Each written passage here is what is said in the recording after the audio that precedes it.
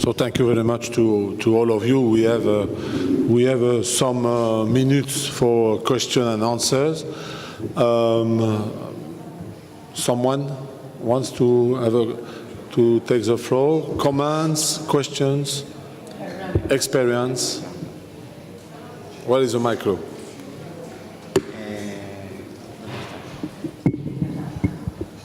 Okay.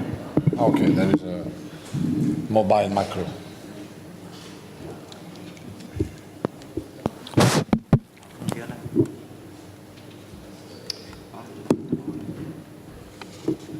Gracias. Yo quiero hacer una pregunta para... Thank you. I have a question for Mr. Bagali. From your presentation, I've seen that in some cases of potential delinquents, there are possibilities that these abuses take place in countries such as the US, Australia, and Europe. Could this mean that there is an occult reality that we should take into consideration together with the usual analysis that consider that the criminals come from the developed countries and that the majority of abuses take place in the developing countries? Thank you. I suggest that you answer. Yes, Adriana? Yeah. Thank you for your question. It's a very good one. It's one we contemplate ourselves. I think one of the main issues is that any abuse that is being committed in developing nations is likely to be very underreported. So the picture that we have is only a very small piece of the true extent of that abuse that's happening. The second issue is that out of those countries in the green area on the pie chart, so in North America, Europe, there are very, very large communities of British people living there. In actual fact, 7 of the top 10 migration destinations for UK nationals are in those group of regions. So what I'm basically saying is that where there are large British communities and there's quite a robust law enforcement response to child sexual abuse, it's likely that the proportion of offending committed in those countries is in direct proportion to the size of the British communities there. I hope that answers your question. Thank you. Yeah. I will suggest that we answer directly to each question, and then we will see at the end where we are. Dunque, io sono un ospite. I am a guest and I am part of EFAT as far as the world of agriculture, but I listened to your presentations with great interest. I wanted to ask, since it's difficult to stay rational before all these news, and it's very negative to see that the social control and the social reporting is very different with respect to all the countries in the world. So I wanted to ask if this project also provides for this effort or this analysis of the situation, if it anticipates pouring all this work onto the rest of the world in this union organizations that are also performing great work, because I believe that the awareness has to increase in the entire audience with respect to this phenomena.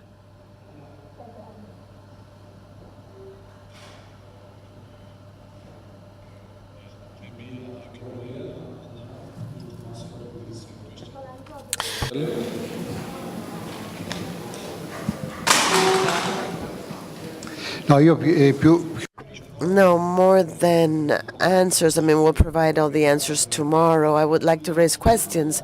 One question, a dual question to Andrea and Anna with regard to one issue about the hotels. We have noticed that the control within the hotels is increasingly difficult, also because of the outsourcing. So the difficulties that we have with the protocols that the Frattini is suggesting could be more complicated in this management because the subjects that are within a structure, within a hotel facility, have been multiplied. So we need to understand if you have suggestions about how we could resolve this or face the situation. Second question to the British experts from this specialized police in this direction. I was unfortunately not surprised by the graph you showed regarding the 70% of abuses that occur in the Western world. And it confirms a series of pieces of information that I too have collected. For instance, during the Super Bowl, we're talking about United States, that is the highest peak of risk of child abuse. And this is confirmed by the initiatives that our Brazilian colleagues are implementing so that during the next Olympic Games that will be held in Brazil, we will not experience what happened in South Africa. So this phenomenon that is a completely Western phenomenon, how can we oppose it wherever we think it does not exist?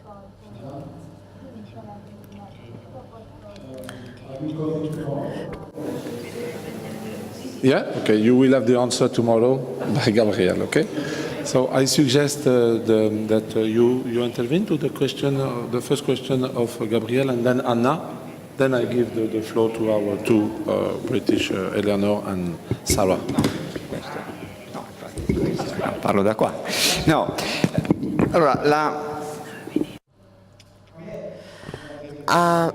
in Hannah's presentation, let's see if I can respond to Gabriele's question. Well, it made me smile bitterly.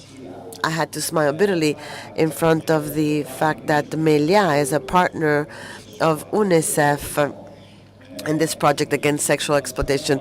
I had to smile because we've been discussing a framework agreement with Melia on the workers' rights. And Melia tells us that it has no possibility of intervening in the hotels that are held in franchising. So if they cannot intervene, as to sexual abuse, they may also be able to intervene with respect to workers' rights. So as Gabriele was saying at the beginning, there are also minor workers in this situation who could also be the subject of abuse from a labor standpoint, abuse which could then be transformed into sexual abuse. So the fact that a hotel held in franchise or has outsourcing activities, for instance, the cleaning staff that is mostly in contact with the guests because they are cleaning the rooms, and possibly also in contact with minor guests. So we think they are totally involved in this. So we're asking institutions to help us since wherever we cannot intervene with our negotiations and our framework agreements to prevent the mechanisms that they use to hide, like franchise or else, could be used as fronts to not face these projects.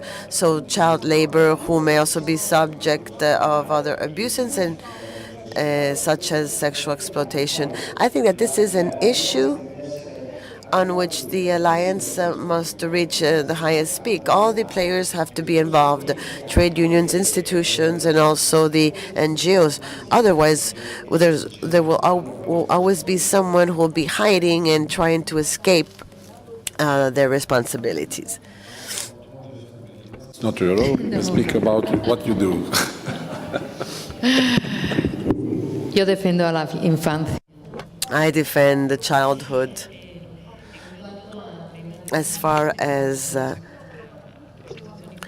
the fight against the child prostitution. And to respond to Gabrielle, it happens less and less in our own hotel establishments, at least the companies with which we're working. It can happen in the surroundings, not inside.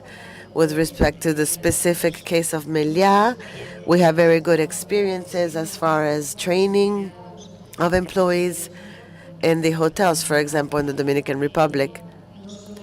Not only because they have become aware of the consequences of sexual abuse of minors, but they've also realized and become aware of their own experiences. What I mean to say is that this issue is so deep, so painful, and it reaches so far that we cannot even imagine it. As far as reaching all the agents that play a part in that corporate movement around the hotel chain or any enterprise in the tourism industry, well, it is very difficult, but as part of the objectives of the Code of Conduct, we have a suppliers clause. And in this clause, the company declares its condemning of the child's sexual abuse and exploitation, and if it sees that the supplier allows it or simply shuts its eyes before this, well, that the contract with that supplier will be null. And as far as the more effective and efficient solution and the awareness, it is obviously social awareness, meaning a complete condemnation and no tolerance in all sectors against this. As when you were talking about the example of the elevator, the child cannot ride an elevator by himself. Well, the child cannot walk alone in the street during school hours. I remember that for work I went to Cuba many times, and I saw that the Cubans who went whenever the Cubans saw children walking on the street by themselves, they would approach them and say, "Hey, why are you on the street and not in school?" So that's an example of the social responsibility not only of corporations, but it's a collective responsibility of what we should all implement. Thank you. In the UK, CEOP work very closely with the Serious Organised Crime Agency, which is the UK's lead in tackling serious organised crime. Part of the agency is a very strong international network. We've got liaison officers in 140 countries. And in October, as I mentioned earlier in the presentation, CEOP will be joining the new National Crime Agency with the Serious Organised Crime Agency. It is hoped that we will be able to then improve our intelligence sharing in countries, especially around high-risk events, as you were mentioning earlier. We have a role to assess the threat to children of child sexual exploitation and abuse. Part of that role is to identify emerging threats and to horizon scan and see how technologies and different enablers are making the crime, more prevalent in different countries. High-risk events, as Nikki mentioned earlier in her presentation from ABTA, are something that we very much do look at. So events like the World Cup and the Olympics that will be coming up in Brazil are something that is very much on our radar. It is hoped that as we increase our capacity, that we can use the Overseas Liaison Network to improve our intelligence sharing with those countries and share information internationally to help combat this issue. Thank you very much. Does Andrea, Lucia, or Sede take the floor last moment? Yeah? You want to take the floor?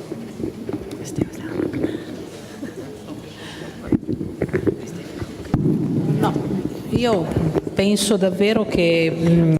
No, I truly think that this debate that's emerging is truly interesting, and it will have to be analyzed more in depth in the future. So this is the future perspective of this question that was raised earlier about this project. I mean, I think that this initiative, once it has started, must be continued. But this is my own reflection. It depends on Gabriele. It'd be really a shame to not carry forward this process. We do this, so I repeat once again, even those issues that emerged here and the importance, and I say this above all, the importance given to the structures, so the union associations,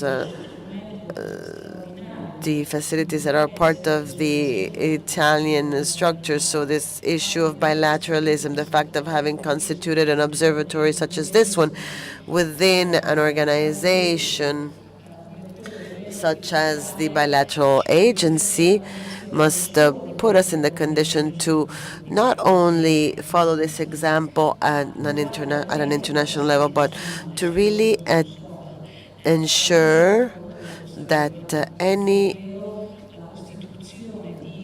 to ensure the constitution of an institution such as this, which could be a significant element that would help us to address problems like these and the problems that emerge as a whole in our working activity. And I think it is important to widen our circle to reach not only local institutions but also the associations that, such as UNICEF, of those that were mentioned before, or the British example, because they can represent that element which may serve as examples not only as far as training, but can also provide the elements to create a network on an international level,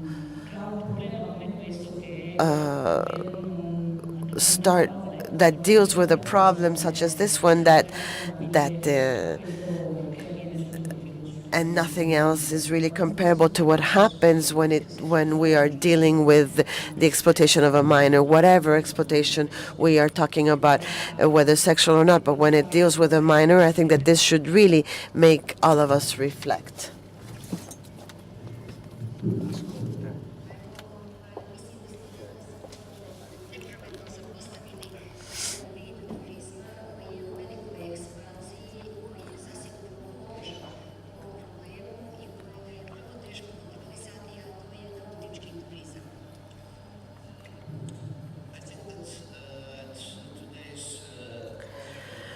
Credo che la conferenza in some way missed to mention a kind of tourism which is in great expansion, and it is nautic tourism. It means big cruising ships.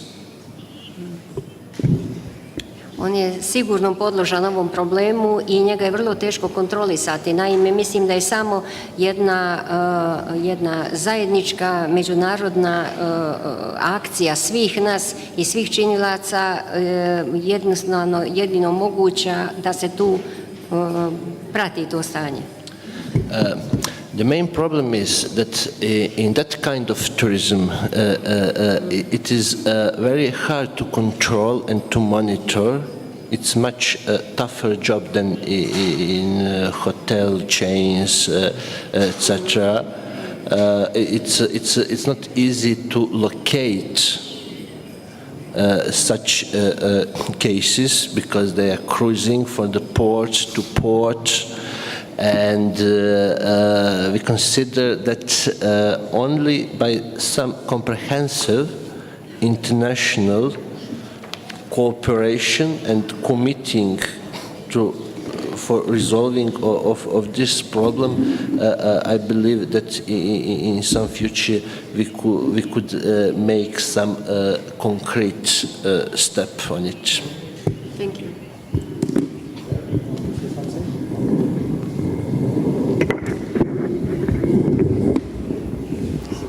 So thank you very much, everybody. There are so many things to say because we have spoken about different experiences. We see that there are so many entries to the problem, so many ways to try to understand how the organizations, that such a public organizations, such NGOs, such the social partners, together act at different levels. So who takes the initiatives?